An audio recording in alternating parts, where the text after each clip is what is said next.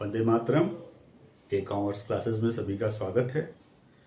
आज हम लोग पढ़ेंगे हिडन गुडविल।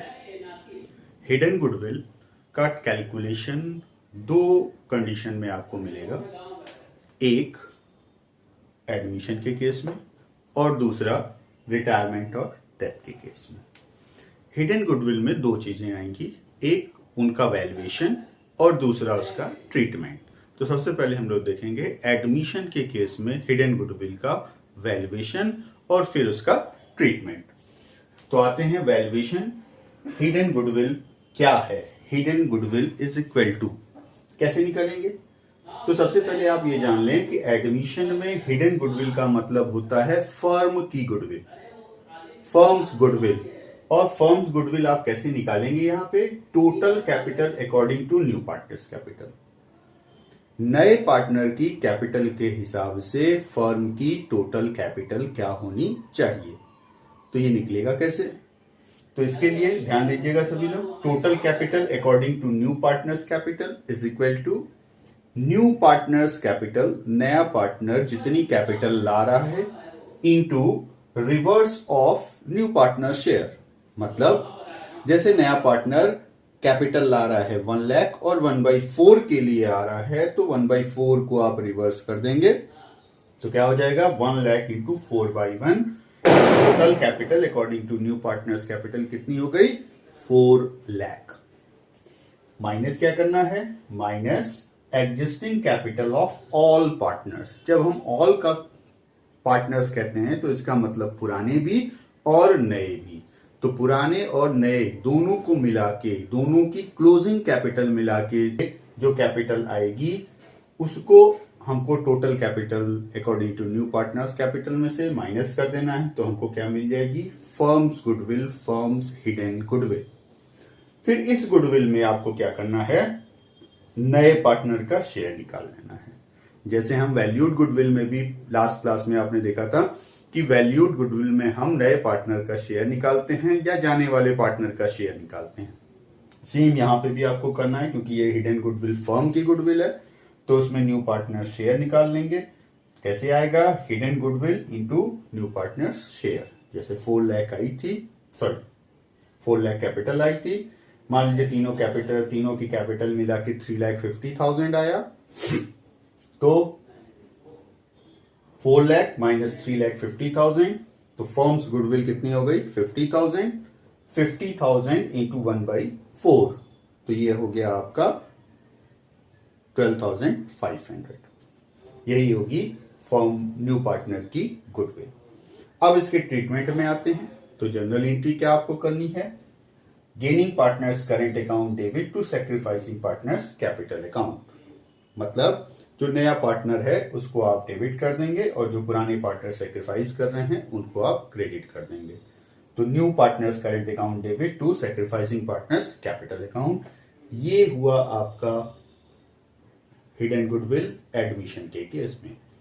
अब आते हैं हम लोग रिटायरमेंट और डेथ के केस में। रिटायरमेंट और डेथ के केस में ये जो ट्रीटमेंट है वो गुडविल का सेम होता है। ये हम लोग ने पिछली क्लास में भी देखा था। अब इस कंडीशन में भी वही दो चीजें, एक वैल्यूएशन और दूसरा ट्रीटमेंट। तो वैल्यूएशन यहां पे क्या होगा? Hidden goodwill is equal to, यहां पे हिडन गुडविल का मतलब है रिटायर्ड पार्टनर या डिसीज्ड पार्टनर का गुडविल में शेयर।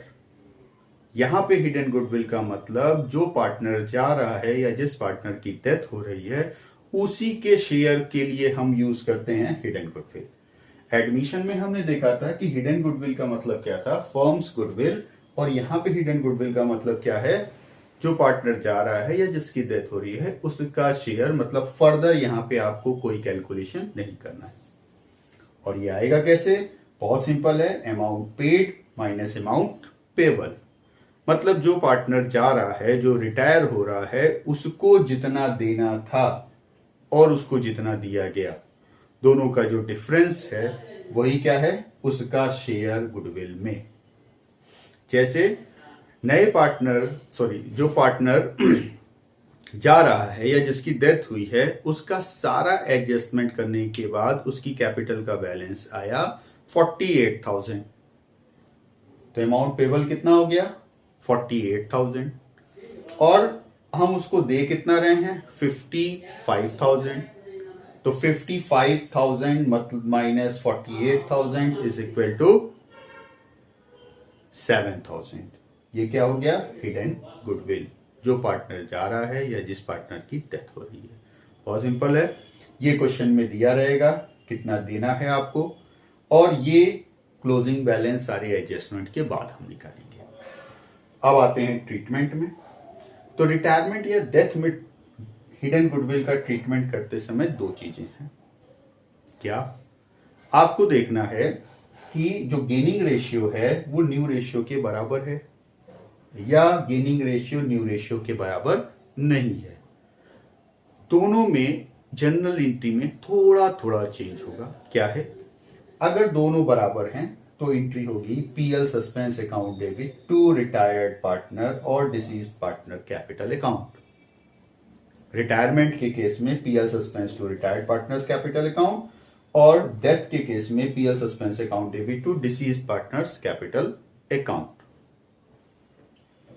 अब आते हैं, अगर गेनिंग रेशियो और न्यू रेशियो बराबर नहीं है तब एंट्री क्या होगी। बहुत सिंपल है, gaining partners capital account debit to sacrificing partners capital account. जो पार्टनर जा रहा है या जिसकी डेथ हो रही है वो डेबिट हो जाएगा और जो पार्टनर सैक्रिफाइस कर रहे हैं वो क्रेडिट हो जाएंगे। एक पॉइंट आपको ध्यान रखना है कि यहाँ पे जब पीएल सस्पेंस आएगा और आप रिवाइज्ड बैलेंस शीट बनाएंगे तो उस समय क्या करेंगे, इस पीएल सस्पेंस को रिवाइज्ड बैलेंस शीट में कहां लिखना है, एसेट्स में लिखना है। बहुत सिंपल था हिडन गुडविल का ट्रीटमेंट। छोटा सा टॉपिक है लेकिन बहुत कंफ्यूज करता है, इसलिए इसको आपके सामने कंपैरेटिव फॉर्म में बताया गया एडमिशन में और रिटायरमेंट और डेथ में। अगर आपको कोई कंफ्यूजन होती है, कोई पॉइंट नहीं समझ में आता है, जस्ट कमेंट, आपको उसका रिस्पॉन्स तुरंत मिलेगा। आज के लिए इतना ही, धन्यवाद। वंदे मातरम।